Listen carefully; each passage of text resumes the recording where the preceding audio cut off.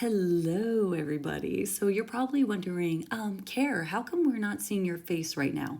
Well, today's video was going to be about my leading lady look. I got my hair chopped. I traveled all the way to LA. I saw different shows, and I can't wait to tell you all about it. But while I was out there, I realized my video I put up on Friday was taken down. It happened. I got a copyright strike. I got my strike, guys. Oh my gosh, I'm such a rebel. But anyways, I was disappointed, not in the person that decided to take my video down. I do find it interesting that they let others react to their video, but apparently there's something about my video that was upsetting. And I emailed to ask, let me know what it is, and she decided not to answer, which is fine. Now, if she thinks that because of that I wouldn't talk about it, well, guess what? Now I'm going to make more content out of it. But anyways, darlings, I have to say, when the video did come up, I was really proud of everyone in the comment section because we were able to disagree but still have a conversation about it. And I do think that people that are, a huge fan of Leah tend to, go hard for her, but then not actually listen to the content. So here it is. It's the video up all over again. Enjoy it. You will not see the person that copyright strike me's video up here because, that's why it got taken down. But I think it's only fair because, listen, I'm not perfect. And maybe there was something in my video I said that someone was like, that's rude, that's mean. And you know what? I should be called out in the comment section to let me know on, how can I do better? But anyways, what is to come, darlings, I am packing. I'm heading to London tomorrow. And I can't wait to, show you all the things I did in LA. Spoiler, I saw drag shows. I went to an opera. It's a whole thing. But anyways, I can't wait to hear your perspective. Sorry the video's not up there, so you can have your own opinion, and you're just going to have to listen to my perspective without allowing yourself to, at the same time, understand what I'm talking about. But you know what? Enjoy it. And yeah, I'll be doing a video the next day. Yay! Okay, enjoy. Hello, darlings. I only do that for the funny girl stuff, but welcome to Performance Perspective, where we watch different performances and then we just share our perspectives. Now, don't forget to subscribe because I will be going to London for the holidays and I'll be seeing my first West End musical. But I'm not just seeing one musical. I'm not seeing two. I'm seeing three. And I'll be doing it in less than 24 hours. So stay tuned. That's going to be a lot of fun. But anyways, we are looking at the performance of, I'm looking over here because the TV's here. But we are looking at Lea Michele in, I call it Love's Affection, but it is He Makes Me Beautiful.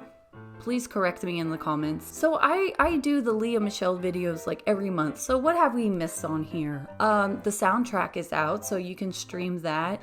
I believe you can purchase the physical copy. That comes out January 20th. And I did put up a short saying, man, this is really messed up towards BINI. For the Lea Michele fans that are here, let's talk about it. Now, if you are a fan of Lea and excited about the soundtrack, awesome, because you should have one. You shouldn't punish the fans, the fact that they really want this. It's a great idea.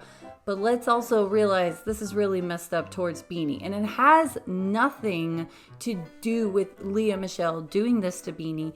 But we have to understand that Lea Michele was the influence of a lot of these things that happen. I think what it gets down to it is, why did they cast her?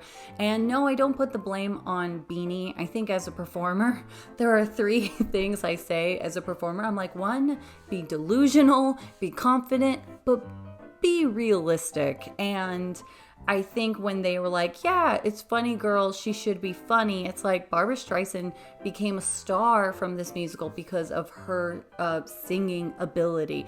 So I think they should have been focused about, let's get someone that can sing, be funny, act. I don't know, actually, we could rearrange acting and funny, whatever. Because to me, it clearly shows with Lea, I would say singing, acting, funny. Should Beanie have gotten the soundtrack?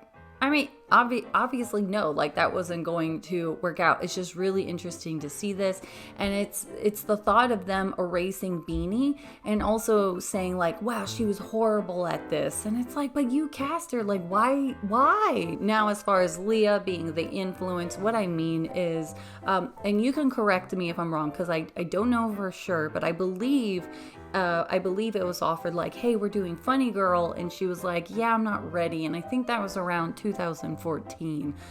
For someone who doesn't care about Leah Michele, I know too much, but I do it for you, darlings. She said no, like wasn't ready, and I think that was actually a good call for her back then. Beanie was in it, and it wasn't doing well.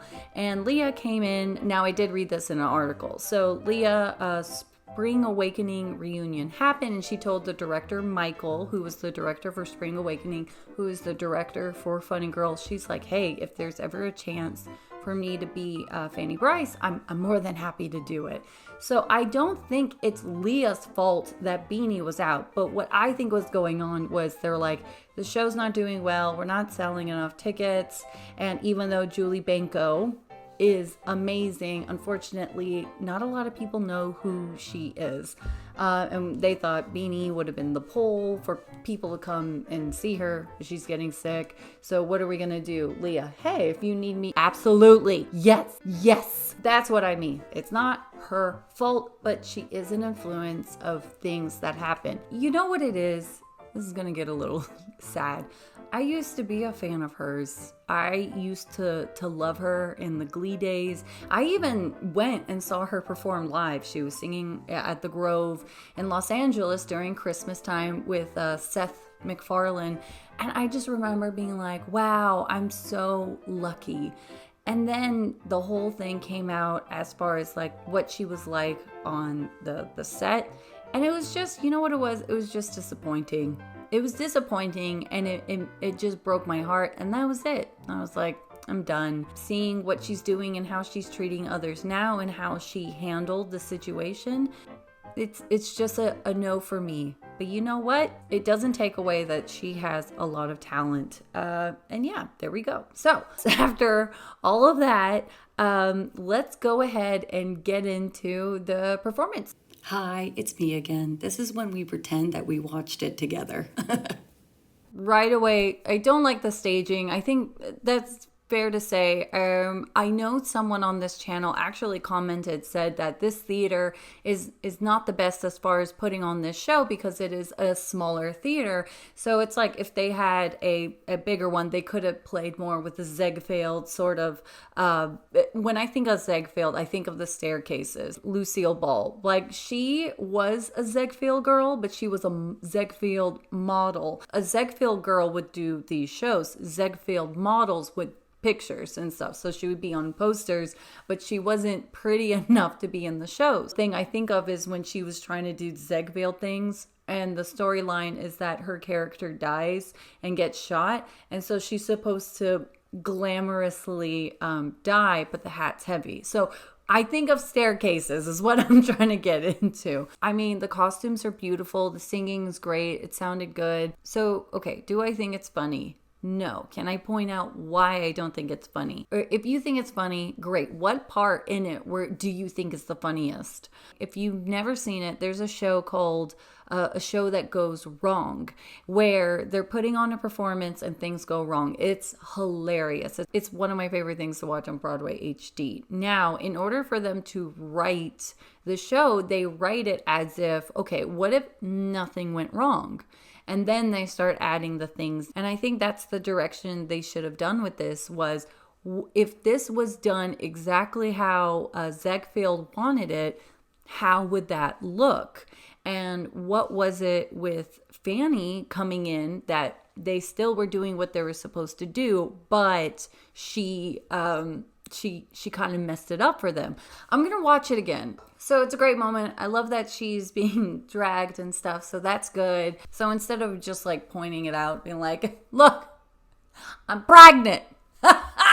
You know, just be like, I am here, affection.